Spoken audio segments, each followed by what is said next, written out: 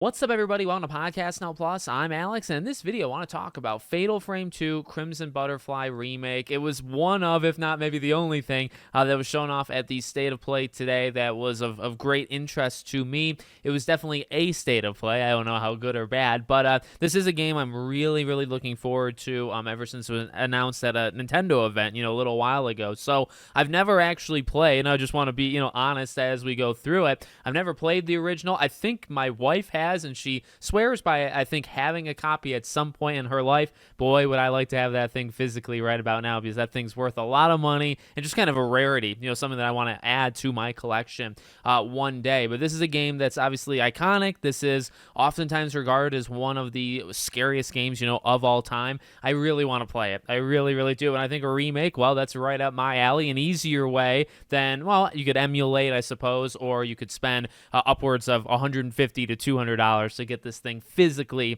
on PS2, or you could get the remake. So the remake is launching on March 12th, 2026. It is packed March. You got Saros that month, you got Crimson Desert that month, and you got 007. I really feel like one of those three is going to move, because those three games are Titans, I feel, early Titans, and then to have Fatal Frame coming out, well, like a couple days before some of them, because some of them are in mid-March.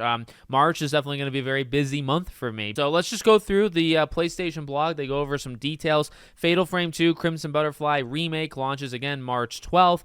There's the new trailer. The trailer looks, in my opinion, awesome. Looks as scary as advertised. It just looks beautiful. Like it's a really nice art style. And whenever you remake or remaster things, yeah, you can lose kind of what makes it special. Of course, I think originally a 2003 game, there's something very special to games, kind of from that early 2000s era that you can lose, when you remaster or remake. Granted, I can't do that comparison all that well, but I think it's looking fantastic. You get some pictures of the two sisters here on the PlayStation blog. They're looking great. The lighting, I mean, you kind of see one of them, sneaking around this freaking thing, crawling on the ground, and seeing that in the grass is going to give me a heart attack. Even the picture behind me, which is this one, is terrifying as well. So looks scary. New feature is being able to hold hands with your sister, so players can restore both health and spirit power. However, when she's in danger, she may fall, requiring Mio to get close and help her out. Holding hands allows players to feel the sisters' bond more deeply throughout the story. You see them holding hands as well in the trailer.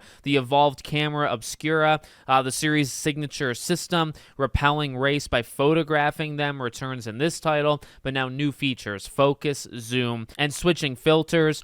These additions expand the depth of the gameplay, allowing for a richer use of the camera obscura in both exploration and combat. Again, there's a digital deluxe edition. So they say it's available for pre-order, and along with a digital soundtrack and digital art book, and a digital deluxe bonus set, which features a charm, gloves, two different kinds of gloves, and Japanese Gothic, both left and right, each designed to reflect the haunting world of Crimson Butterfly. A separate digital deluxe upgrade, which contains the same bonus content without the base game, is also available for players who own the standard edition. So kind of a thing, you'll be able to get. Well, I like that, honestly. I feel like a lot of games maybe do it, but few say it like that.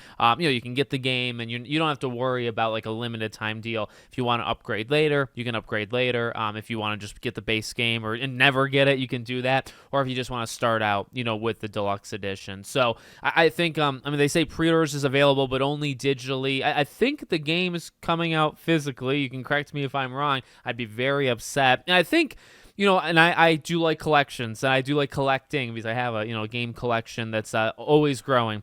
And I think for a game like this, like I've talked about, with the PS2, that game being such a rare item, the fact that, we can potentially get this game physically, to me, there's no choices there. It's not, you can get it digitally or physically. It's only physical. If I'm getting this game, which I intend to, I will be getting this game physically, because I feel like I kind of have to in that case. So looking great, really looking great. A game that I'm really excited to try out. And I don't really know too much about it other than kind of what people say to like hype it up. So I feel that puts me in a unique situation, because I feel like nowadays I know so much going into games, or I've played the game previous or whatever it might be. If it's a remake, I've played the original 9 out of 10 times. This is the 1 out of 10 time. So really excited for it. We'll cover it on the channels as well as we get closer. Let me know what you guys think. Make sure, as always, you're subscribed to the channel, bell icon turned on, and I hope to see you all on the next one.